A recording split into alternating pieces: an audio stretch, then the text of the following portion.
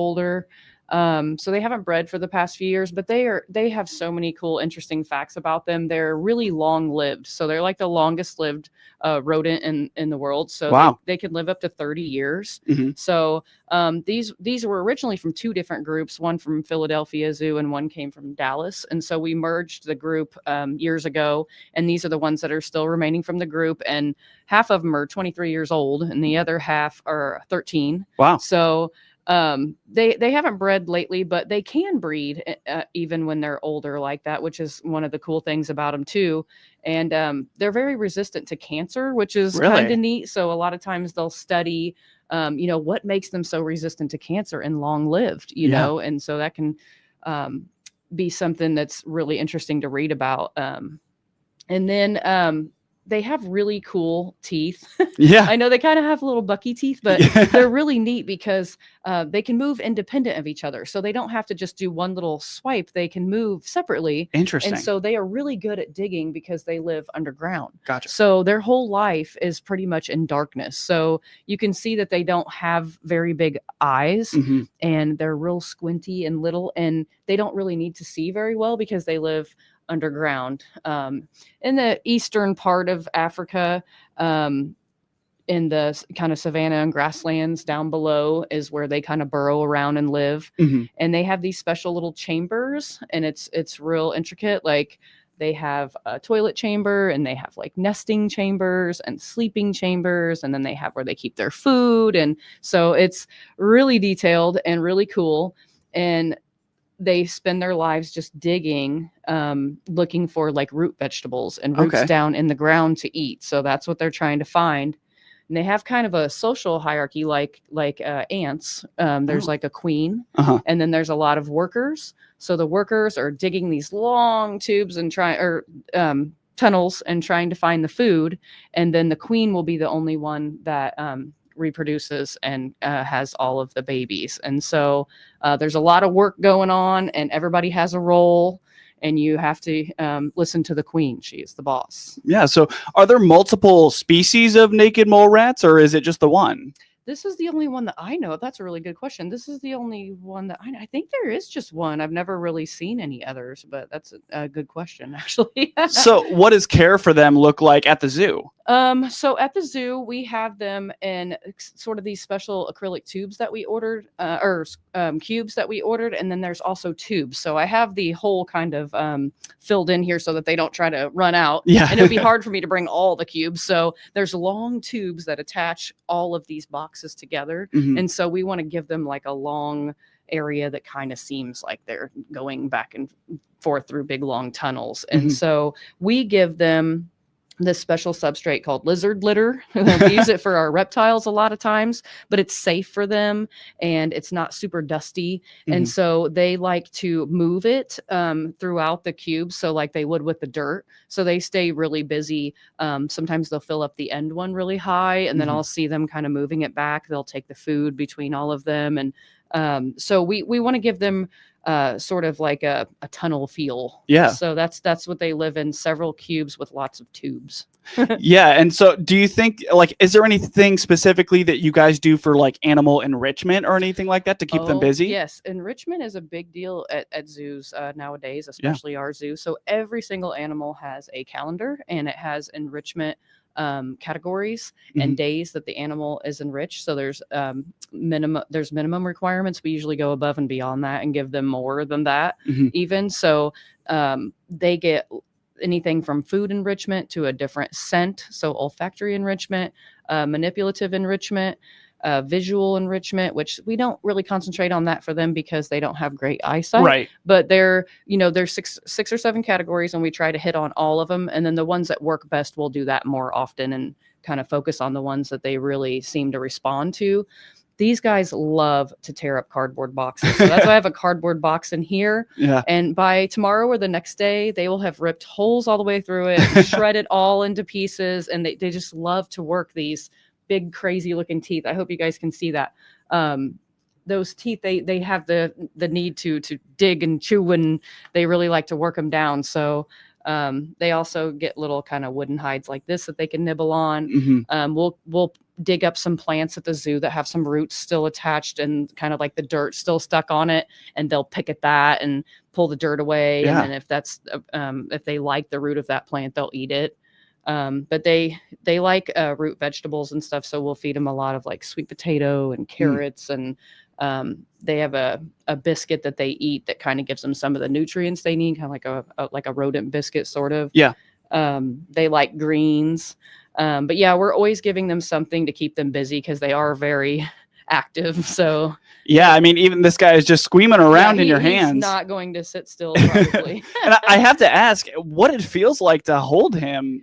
Well, they're very soft. It just, they do have tiny little whiskers and a little bit of hair to help guide them through the dark tunnels, but they are mostly naked. Mhm. And so they just feel very soft and slick. And they don't really have sharp claws that are like, scratching me or anything. It's just mostly those teeth that you have to worry about. Yeah. So you just have to make sure they don't give you a little love tap there with a little love bite. Now, do you guys ever have the mole rats out for any like youth programs or anything like that? Yeah, we take them to programs and talk about them and show them. We use them in zoo crew and zoo camp when the kids come. They come and look at them and learn about them. Yeah, we do take. They're not on exhibit at the zoo when you walk around the zoo. They're not out on a normal exhibit, but they do go to lots of programs and meet lots of people. Yeah. Yeah. So tell me a little bit, like, what are the most common questions that you get from kids about the mole rats? Oh, why don't they have any hair? Can they see? Because the kids do notice that it almost looks like they don't have eyes, but they do. They're just very small.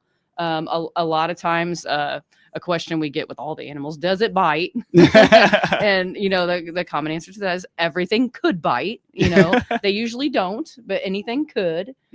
So you just got to be a little bit careful. They're not aggressive at all. So most of the time they're just trying to explore, check you out more than really bite you hard. But they ask that a lot, like, do they bite? And what do they eat? Where are they from? Kind of some of the things that we just talked about. Yeah, definitely. Well, it seems like this is probably a good spot to take a break. Are there any other fun facts about the naked mole rats you wanted to share before we take a break here? I don't think so. I think we hit most of them. One thing that is kind of really crazy is most of them only weigh 1.5 ounces. Wow. So the female, the queen, can sometimes weigh 2.5, which is still not much at all. I mean, they're very, very little, very light. And so that's why it takes a lot of them in the colony to kind of help dig those tunnels, because it's the more the merrier kind of thing. Like you need more help to do the big jobs there. So yeah, absolutely. Well, let's take a quick break. Again, that's Mindy Weaver from the Scovill Zoo. She's a zookeeper and a registrar. We'll be right back with more on the WHOW Morning Show.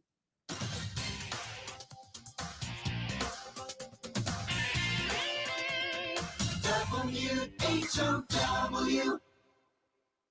Experience the power of better connection with Connexus Fiber Internet. Connexus delivers ultra-fast, reliable speeds to keep you connected at the speed of life. Whether you're working from home, streaming your favorite shows, or gaming with your friends, Connexus has you covered. Say goodbye to buffering and dropped calls and say hello to Fiber Fast Internet. Ready to upgrade your connection? Sign up today by clicking the Connexus icon at DeWittDailyNews.com. Nothing connects us like Connexus.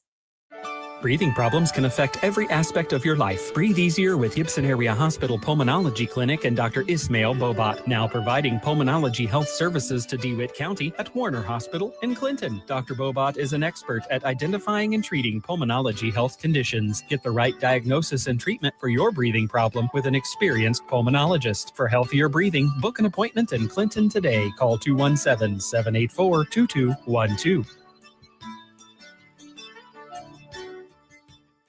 Friday is Senior Day at the Logan County Fair. Seniors 65 and older enjoy free admission and parking. Join Silver Fox Fitness, bingo with live entertainment, and more judging events in swine, sheep, and floriculture. The evening thrills continue with Tinsley's Carnival and car races at 7 p.m. Stop by food vendors serving everything from corn dogs to cotton candy. It's a perfect day for fun, friends, and fair memories. Find the complete schedule at LoganCountyFairIL.com. DeWittDailyNews.com is the area's leading local news source 24 hours a day, 7 days a week.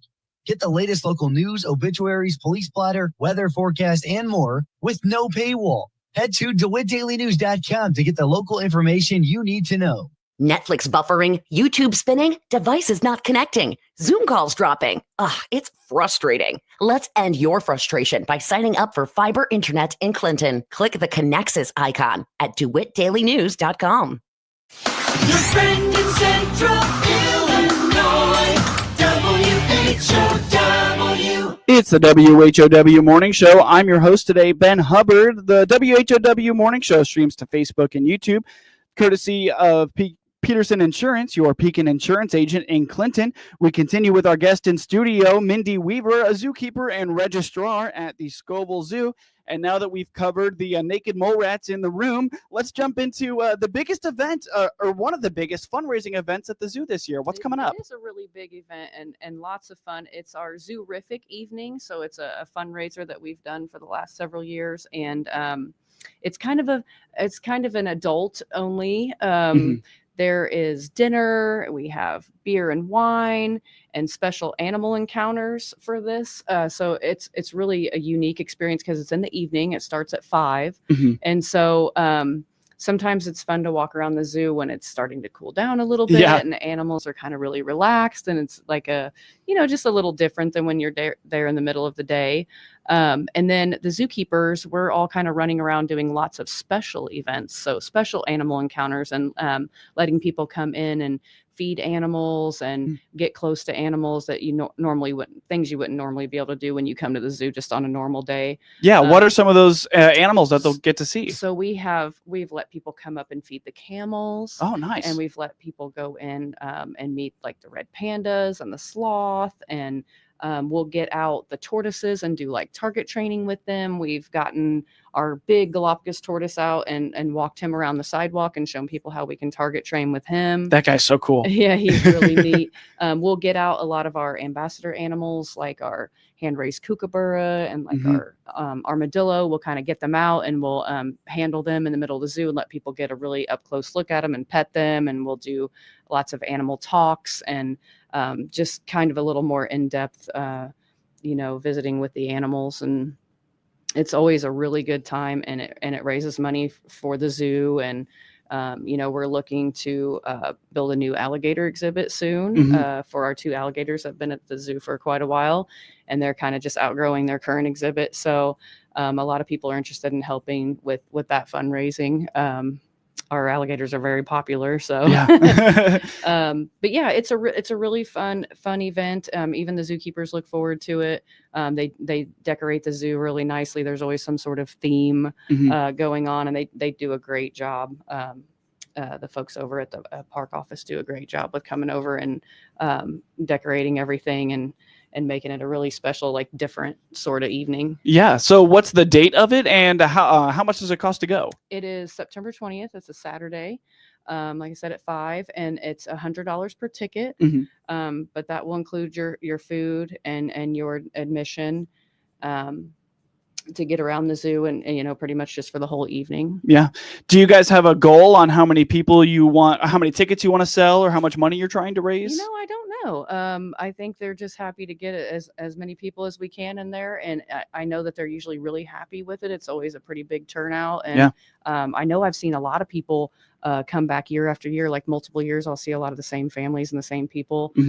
So they're kind of dedicated to to help in the zoo, and they seem to really enjoy it. So I Yeah. think they're happy with whoever comes out, but it's been pretty good. Yeah. Do you guys, what's the feedback that you get from the people who come? And are you guys reacting to that feedback and maybe changing the event around? Yeah, we try to do different encounters. If someone's done the same thing a few times, we'll do a different encounter, add something with a different animal the next time. Or we used to do it a little bit earlier in the year, Mhm. and it would be so hot. Yeah. You know what I mean? And people are kind of dressed up and they're in nice clothes, and they're you get to the zoo and you're just immediately sweating the whole time or whatever. So it seems to work out that we switched it to September. Yeah. I think maybe it was August we used to do it. So yeah, if something works a little better, we'll try it and then stick with the what works best. And yeah, we're always looking to find ways to make the events better. And Yeah. What kind of projects has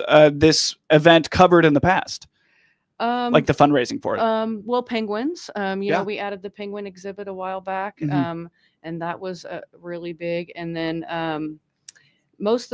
so in the master plan, we're wanting to get otters at some point, and Cool. so we were talking otter stuff, and some of the penguin, the building and the filtration and drainage and stuff like that. Some of that they kind of thought ahead of for when the otters do come. Yeah. So some of that would even kind of, you could say, went towards that, and then now we've been just kind of alligator focused. Yeah. So that's been the focus the last couple Zoorifics. Yeah. Well, before we move on, is there anything else on Zoorific that you wanted to highlight for us? Maybe that date one more time. Oh, September 20th, Saturday, 5 p.m., $100 a ticket. Where can people get those tickets? It's online. You can go to the Decatur Park District website, decparks.org, or Scovill Zoo's website, and you can find it through there. Yeah. Well, while we're on the topic of an event coming up in the fall, you guys are going to be switching over to your fall hours pretty soon, right? Yes. They're not much different because the weekends are going to stay exactly the same. So we open at 9:30, and if you get to the zoo by 5, you can stay till 6. The grounds stay open till 6. You just got to check in and get there by 5. But through the weekdays, August 11th and on, we will close at 4 instead of 5 on the weekdays. So as long as you get in by 4, the grounds are open till 5 to walk around. So just like an hour shorter on the weekdays. But the weekends will stay the same. Awesome. And did you say what day those hours are going to switch over? August 11th. August 11th. Awesome. August So 11th coming up. We'll switch over. Yep. And why do you guys shorten your hours during the fall? Well, kids kind of go back to school. Yeah. And we don't have as many people that late in the afternoon. We kind For of sure. through the summertime, we kind of try to stay open later. It's light longer. We leave the animals out longer. And so it just starts to get we get less attendance that last hour or two, and the weather will start to change, and we'll start to move some of, like, the animals will go into their shelters once the temperature starts to drop. So yeah, that's pretty much the only reason why. Absolutely. So awesome. Those fall hours are going to be kicking in pretty soon, about 10 days from today. Let's get into some of the new animals. You guys have had a lot of updates over the summer between camels, zebras, a ton of different stuff. It has been a busy season, and it's gone so fast. We feel like July has just flown on by, but we got a new zebra from Disney's Animal Kingdom in Orlando, Florida. Wow. And she joined our 2 males, Fluffy and Spud. Her name's Marty, and she's really beautiful. She's a really good-looking zebra. And then we sent our camel, Jack, down to St. Louis Zoo, and he moved in with a couple girls, and he's going to be able to breed down there. And so he'll be much happier. And then we got a 1-year-old camel named Anakin, and Anakin has joined 4-year-old Finn. And so they were doing kind of a slow introduction through the fence and stuff, but they were getting along great. So we got them together now, and now they're best of friends, and they eat together and they lay together, and they're so adorable. So a lot of people have been interested to see the new camel. That Anakin, the baby camel, did you guys get him from the St. Louis Zoo? Was it just a trade? He came from another zoo out west, and we went and picked him up. And he's been there a little while now. So yeah, we're an AZA zoo, so we can kind of trade and move around animals within other AZA zoos pretty easily. And that's part of what I do with the registrar job, is kind of figuring out what animals are a good fit to go where. If they're selected to breed, sometimes the breeding program people will tell us where they would like a certain animal to go. And so there's a lot of, logistics and paperwork and things that go into all these animal transfers. So it's been a very, very busy spring and summer for me, learning how all this stuff works. Yeah. But we've had lemur babies born. We've got 4 goat babies. We're going to pick up a new tenrec on Monday, which is like a hedgehog sort of looking animal from a zoo in Indiana. Nice. And we're going to be some other zoos around here sometimes have animal ambassador programs like we do. So we raised some doves. They're going to be used for a program that are going to go to Miller Park Zoo. Nice. And some guinea pigs that are going to go to Peoria. So yeah, we're always, whatever the other zoos are looking for, or if we're looking for something, we can communicate with those zoos and do these transfers and stuff. So it's a lot going on. Yeah, absolutely. Awesome stuff. Mindy Weaver, a zookeeper and registrar at the Scovill Zoo. Once again, thank you so much for taking time for me today. Thanks for having me. Absolutely. We coming up next, we'll have SRN News, Network News at the top of the hour. Again, that was Mindy Weaver, a zookeeper and registrar at the Scovill Zoo on the WHOW Morning Show. WHOW.